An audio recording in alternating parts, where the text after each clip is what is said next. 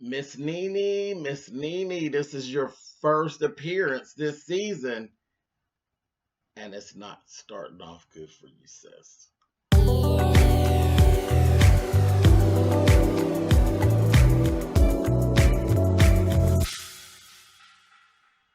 Hey guys, thanks so much for clicking on the video. This is my review for Real Housewives of Atlanta. This is season 12. This is episode 3. As I said, this is the first appearance of Nene this season. And my opinion, not a good look. She's rolling through like this background. Dark. Dark.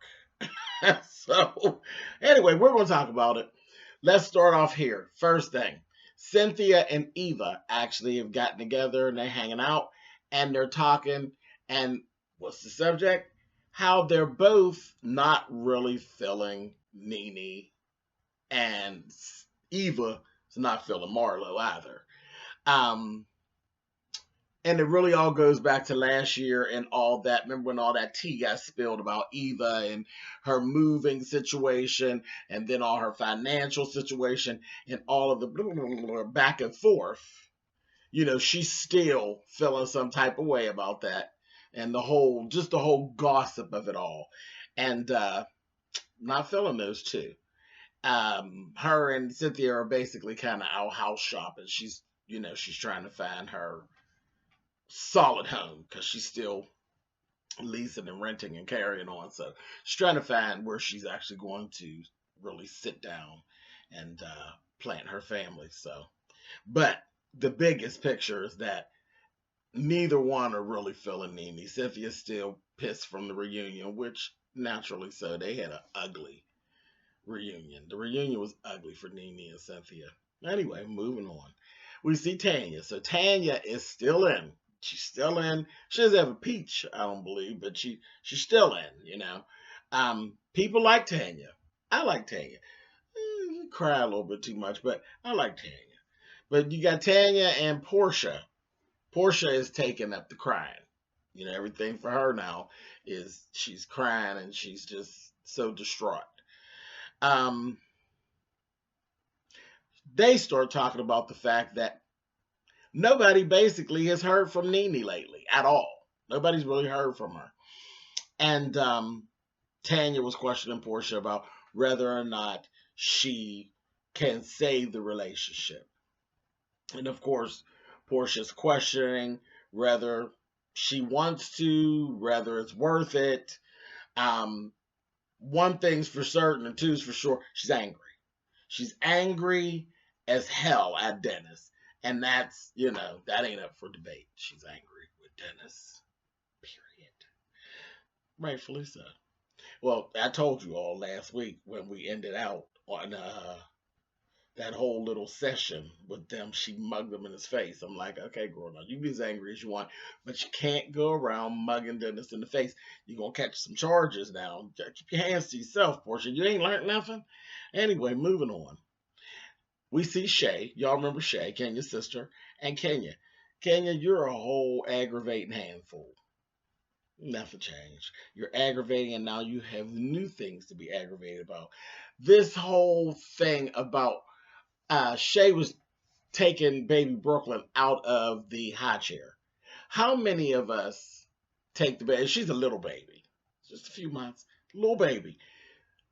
How many of us actually disconnect the whole high chair and all of that to take the baby out? The baby is tiny. She gonna be fine, Kenya. She unstrapped her and she just lifted her out. Everybody does it. Little Brooklyn is no different. It's not an issue. But we know Kenya. Kenya made it into a whole issue. Don't do her like that. And this, that. You don't sit your ass down. Just extra. Completely extra. And I'm just looking at her. I don't play them kind of games with people. I don't. Especially when it comes to, babies. And I know new mothers are a little bit nervous about different things, but, to be mean and be it was just unnecessary. It was just Kenya for the cameras. See, I would have been, well, once she took her out, I'd have been like, girl, I don't even want to hold her. Ain't no problem. I don't want to upset you, and I don't want to, by chance, uh, harm your porcelain doll. So, no, I don't want to hold her. And that would really be my stance. Call me petty or whatever, but I don't play those games. I really don't. I really don't play those games. Anyway, so they went through that little thing, and then she starts talking about how Mark isn't banging her at all. There's no sexual anything between her and Mark. He's paying her absolutely no attention. Everything is about Baby Brooklyn. He literally, Baby Brooklyn sleeps in the bed with them, and he won't allow it to be any other way. He will not allow her to put her into the crib whenever he is there, because most of the time he's not even there. He's over in New York. And when he's there, he ain't trying to be sweating on her. He's sleeping in the bed and coddling his baby and paying her dust. And she's going through all that. And then she basically said how she basically feels thrown away. I said, oh. So then Shay sticks her foot back out there and puts it back in her mouth again. And Shay says, well, when Mark comes in town to give y'all a little bit of time, I'll keep her for a little bit and then y'all can actually get some time together. She threw her some shade again and was like, oh no, girl, you're watching my baby. Now, that one she didn't have to throw the shade at her, but I probably wouldn't have asked her to babysit my baby. I probably wouldn't let her keep my baby overnight either. Like that, I didn't get into all that. But, and she was shady. She was very shady. She was just as shady. She said it to me like she wasn't qualified and like, girl, I would never, girl, get out of here. That's how she handled it. I was like, can you just being nasty to your sister? And you wonder why people don't be wanting to be bothered with your girl. But anyway, moving on. So Nene and Greg go over their house and they're actually getting ready to film a PSA or infomercial for the Cancer Society. And I'm kind of, I'm sure the light shined on them from the Cancer Society, not because of Greg, but actually because of Nene's celebrity. Okay. But this is what they're doing. But all of this, it just threw us back into where we were last season. It's all about her. She's still crying. She's still carrying on, though she knows how ridiculous it is that she carries on like this. Because if you didn't know and you were on the outside looking in, you would think she was the one that went through the cancer battle, not Greg. Because it's really all about her. Greg ain't crying. Greg's running around still trying to console her. Do we have to remind you, Nene? Because we got to keep reminding ourselves. He was the cancer patient, not you. He was the patient. You were a part of the family. Yes, everybody goes through, but it's not for the patient to be consoling you. It was supposed to be the other way around. And we're done. They're saying he's cancer free now, and you still crying. And he's still consoling you. And your marriage is a shambles, and you blaming it on cancer.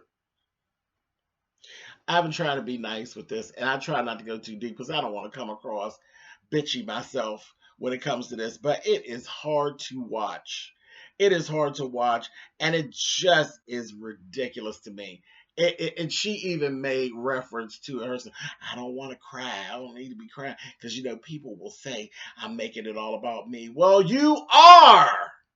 You are. The people are telling you what they see. We see you. We see each other. We see you, ma'am, making it all about you. That's why they're saying that. You might get 200 or 300 people that are wrong, but 20,000? Probably not, sis. Anyway, after a few months have actually gone by, her and Cynthia exchanged some not so nice text messages to each other. And she blocked Cynthia. Because Cynthia basically said, oh, girl, yeah, you're so sad. Oh, you're so sad. Everybody's doing you wrong. Real condescending. And she blocked Cynthia. And of course, Nene in her mind is the victim. She's the victim. And then she says, she tried to call Cynthia and Cynthia paid her dust. Ooh, you think? It's not the same Cynthia. Cynthia definitely has changed. There's some things about Cynthia that has completely changed. And if you ask me, I'd say they've changed for the better. She's painting this picture. Nene is like constant painting a picture that Cynthia is this bad person and that we don't know that we have painted a picture of Cynthia to be so docile. No, it wasn't that she was so docile. She was simple. She's allowed you to mistreat her for a very long time, and now she's tired. That's what you're actually seeing. You're seeing the pushback, not the change up, but the pushback. She's now giving you exactly what you give. And generally, in the life of a bully, you don't like it. You don't like it. But I don't see Cynthia actually picking at Nene. Now, you all put it in the comments. Do you feel as though Cynthia, because we're going to be fair, do you feel as though Cynthia is picking at Nene, or do you think that Cynthia is now finally standing up for herself when it pertains to Nene? That's what I think. But again, tell me what you all think, and we'll see. We'll have a discussion about it down in those comments. Now, let's go and see Todd and Candy. Todd and Candy are on the phone with Shadina, and that's Shadina is the surrogate, and they're having some discussions and some disagreements. Okay, are we going to have her at the baby shower? Candy says no, because Candy's having issues.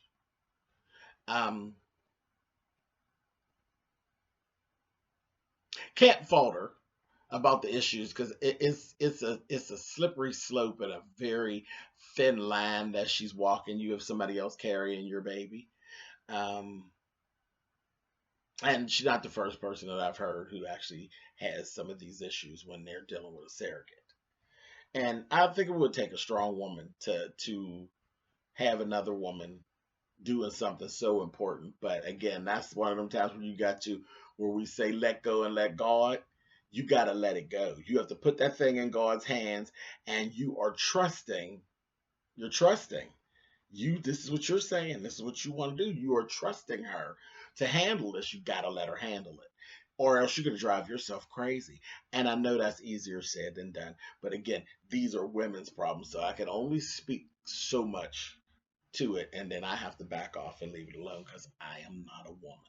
So I'm going to respect that, and I'm going to step back. But yeah, I'm gonna leave that alone. Let's just talk about the roundabout of it, okay? So Candy says no, not to invite her to the baby shower, and Todd says, "Well, really, I mean, it's really about the baby, and she's got the baby." And people would want to rub your stomach and stuff. And Candy's like, "Well, we can't have people rubbing her stomach." You know what I mean? And I actually probably think Shadina probably wouldn't even mind. She probably wouldn't mind it. But I have another question.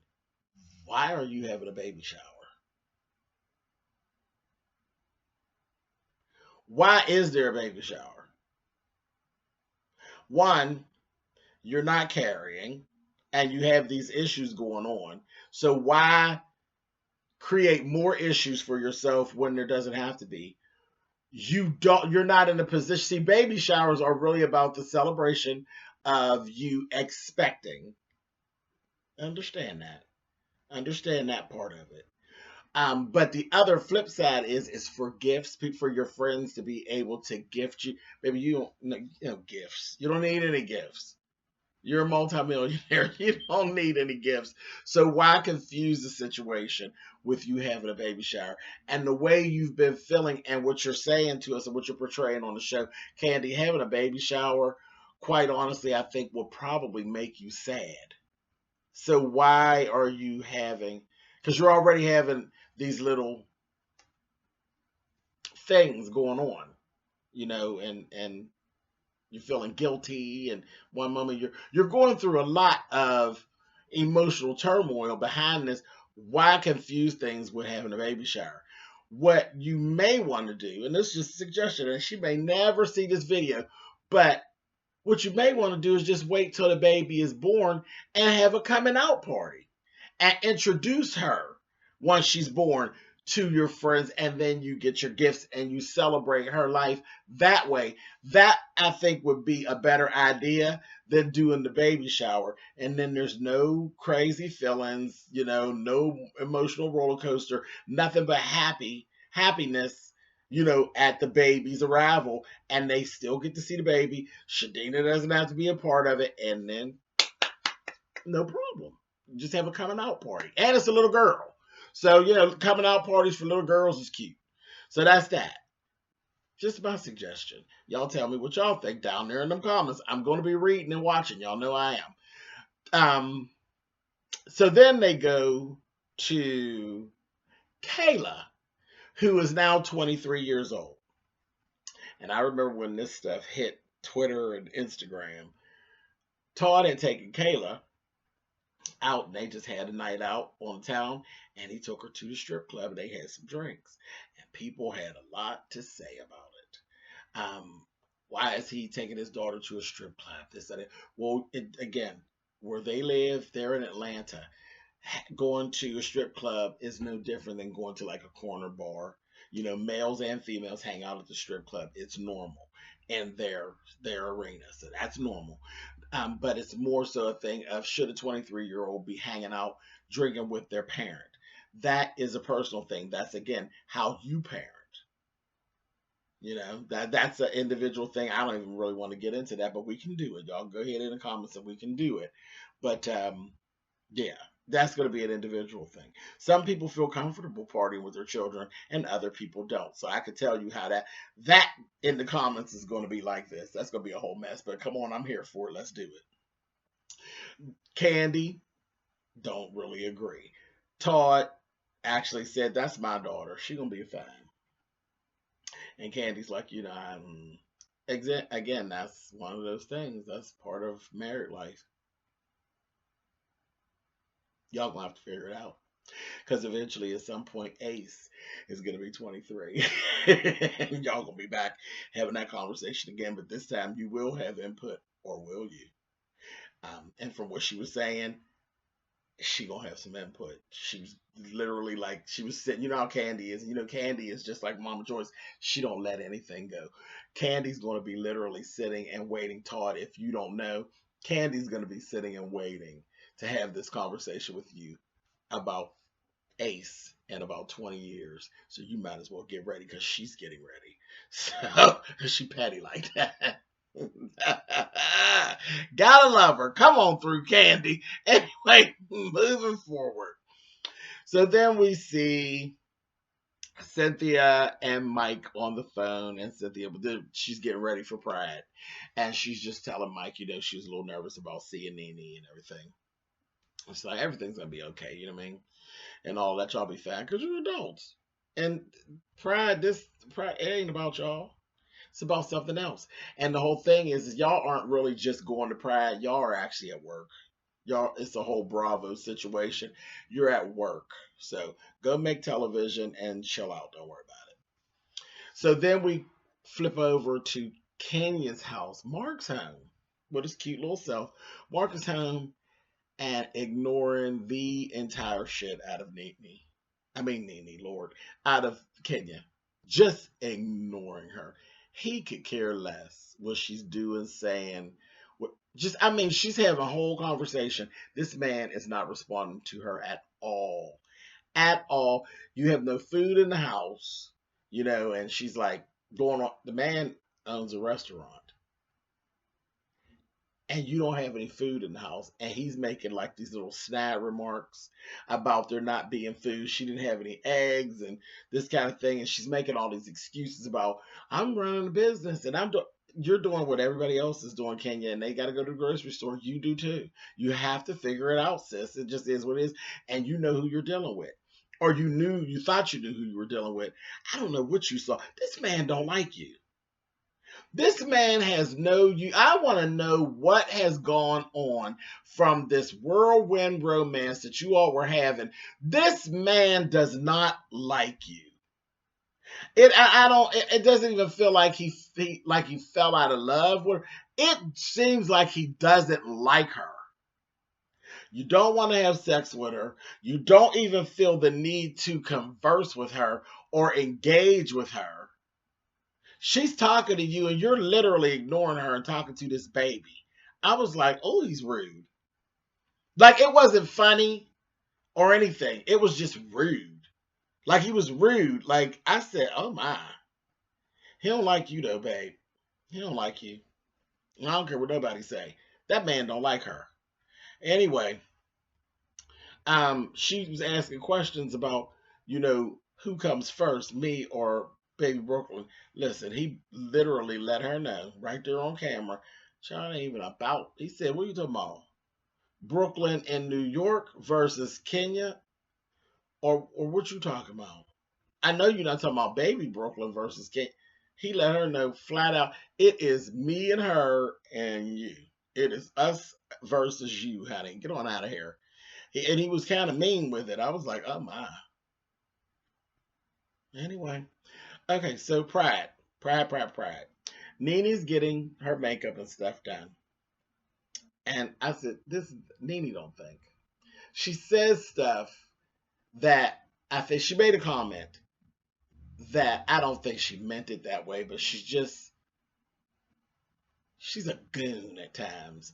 And she says things and she has her foot in her mouth and it gets her in trouble.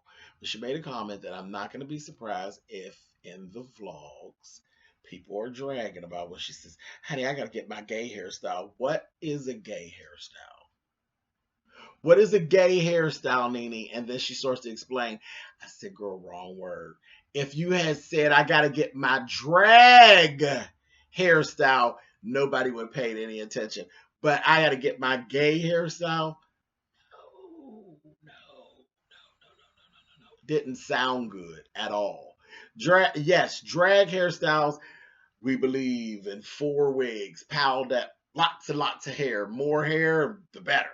Drag is on a 1 to 10, it's a 15. It's a 20. That's drag. But gay hairstyle, that just sounds ugly and it just sounds stupid. And I said, boy, they're going to get you again. Not me, because I don't care. But they're going to get you again. If you had said my drag hairstyle, I would have said, yeah, nobody would even stop. Nobody would have paid any attention. But my gay hairstyle just sounds so stupid. And it just didn't sound good. Anyway, moving on. Marlo came in there. Marlo, I'm going to need you to shut all the way up.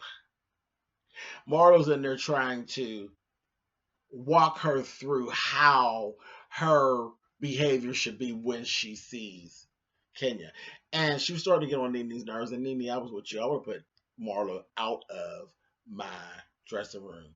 One thing I'm going to say, she had a pair of shoes that Marlo came here and said, girl, what are these? And she picked them up.